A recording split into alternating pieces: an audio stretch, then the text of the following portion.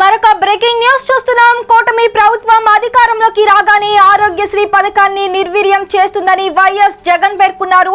ఈ పథకాన్ని నాశనం చేసేందుకే 3,000 కోట్ల రూపాయలను బకాయిలుగా పెట్టారన్నారు. ఆరోగ్యశ్రీ సేవలు నిలిపివేస్తామని ఆసుపత్రులు చెబుతున్నా పట్టించుకోవటం లేదన్నారు. ఆరోగ్యశ్రీని ప్రైవేట్ కు కట్టబెడుతున్నారని మండిపడ్డారు. ఏమైనా కొత్త రోగాలు వస్తే పరిస్థితి ఏంటని ప్రశ్నించారు.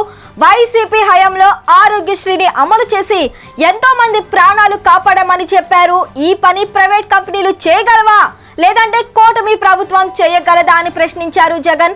1.5 కోటి కుటుంబాల ఆరోగ్యానికి ఉన్న గ్యారంటీని తీసేశారని ఆవేదన వ్యక్తం చేశారు. విజయవాడ వరద బాధితులకు బీమా విషయంలో ఇచ్చిన హామీ ఏమైందని ప్రశ్నించారు. సూపర్ 6 పథకాలన్నీ ఎగరగొడుతున్నారన్నారు. వైసీపీ హయాంలో ఇచ్చిన పథకాలను రద్దు చేస్తున్నారని తెలిపారు. ఆరోగ్యశ్రీని యథాతథంగా కొనసాగించాలని డిమాండ్ చేశారు జగన్.